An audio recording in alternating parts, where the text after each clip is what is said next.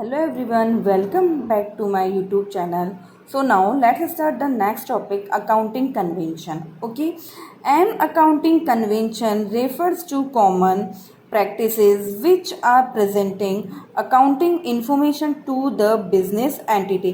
तो देखिए accounting conventions का मतलब होता है आपके कि अकाउंट्स की जो प्रथाएं होती हैं जो स्टार्टिंग से चलती आ रही है, दैट मीन्स आप कैसे अकाउंट्स प्रिपेयर करते हैं वो सारी चीज़ें. ओके, तो accounting conventions refers to common practices. आपको अकाउंटिंग कन्वेंशंस जो है वो रेफर करते हैं कॉमन प्रैक्टिस.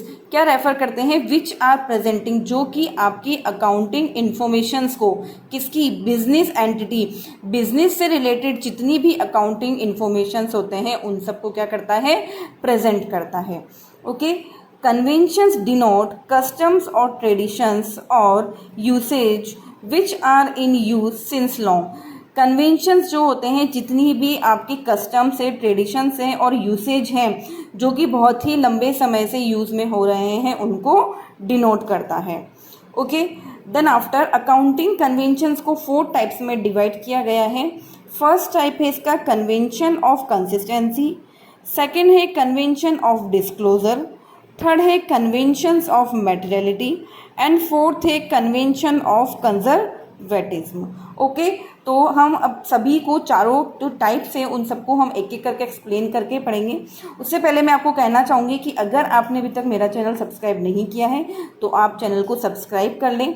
ओके, और अगर आपको कंसेप्ट समझ में आ रहे हैं सारे अकाउंट्स के, हर एक वीडियो अगर आपको अच्छे से क्लियर हो रहा है तो आप मेरे वीडियो को ज़्यादा से ज़्यादा अपने फैमिली एंड फ्रेंड्स के साथ शेयर करें. Okay, so now let's start.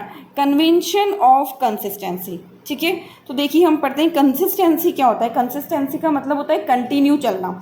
Okay, तो the convention of consistency means that same accounting principles should be used for preparing financial statement year after year.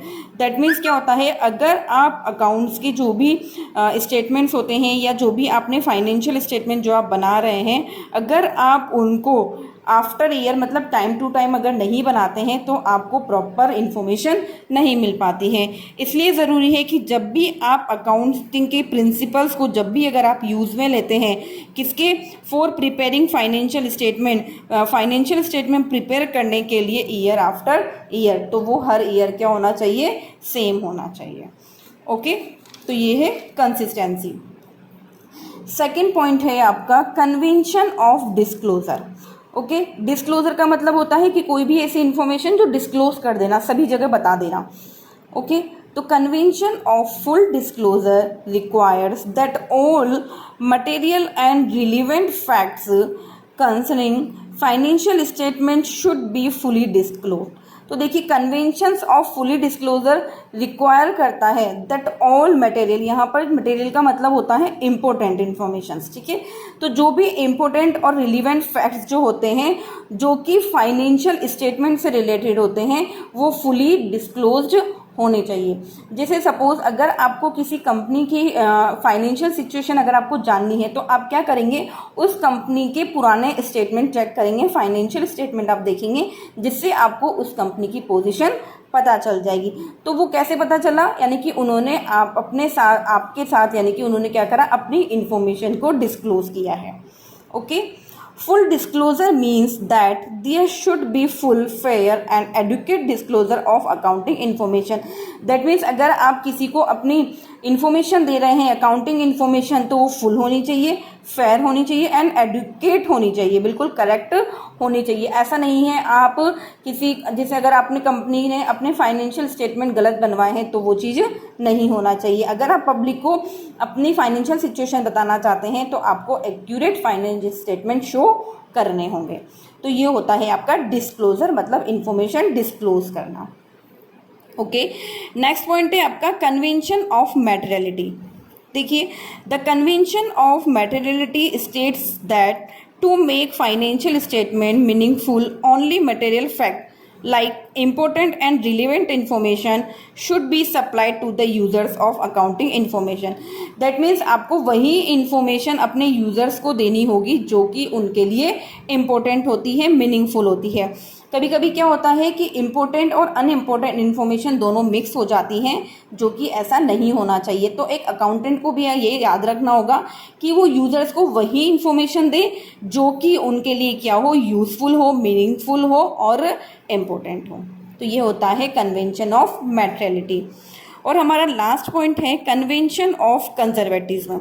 तो देखिए, this convention clearly states that profit should not be recorded until it is realized, but if the business anticipates any loss in the near future, provisions should be made in the books of accounts for the same। देखिए, कभी क्या होता है कि जैसे आप कोई business start कर रहे हैं तो ऐसा तो है नहीं कि आपको आपके बिजनेस में हर साल प्रॉफिट होता है, ऐसा नहीं होता है। तो कुछ आपके ऐसे लॉसेस होते हैं जो कि आपको लगते हैं कि इन फ्यूचर हो सकते हैं, तो उसके लिए क्या करता है बिजनेसमैन, पहले से ही प्रोविजंस बना के रख लेता है, जब जैसे इन फ्यूचर अगर वो लॉस हो तो वो उस प्रोविजन से बियर किया जा सके। फॉर एग्जाम्पल कि अगर आपने किसी को माल बेचा, ठीक है, कोई मिस्टर एक्स से आपने उसको माल बेचा और उसने आपके पैसे इन फ्यूचर भी नहीं लौटाए हैं, तो अब आप यही मानेंगे कि आपका पैसा डूब चुका है। तो आपने क्या करा, प्रेजेंट टाइम पर ही आपको पहले से डाउट था कि ये मिस्टर एक्स मेरे पैसे नहीं चुकाएगा अब, तो आपने क्या करा, मिस्टर एक्स के नाम से अपना एक प्रोविज़न बना लिया और उस प्रोविज़न में उतना अमाउंट डिपॉजिट कर दिया जितना उससे आपको लेना था, ठीक है। तो इन फ्यूचर होने वाले लॉस को कवर करने के लिए क्या किया जाता है, प्रोविज़न बनाया जाता है। For example provision for doubtful डेब्ट या फिर discount on debtors. Okay, I hope आपको ये वीडियो अच्छे से समझ में आ गया होगा। कन्वेंशंस आपके जो हैं सारे आपको क्लियर हो गए होंगे। और अगर आपको फिर भी कोई टॉपिक नहीं समझ में आता है, आप मुझे कमेंट बॉक्स में कमेंट करके बताइए। और अगर आप चाहते हैं कि मैं कोई अकाउंट से आपको कोई और नया वीडियो बना कर दूँ तो आप वो भी मुझे बता सकते हैं कि आपको किस टॉपिक पर कौन सा वीडियो चाहिए। Okay, thank you so much.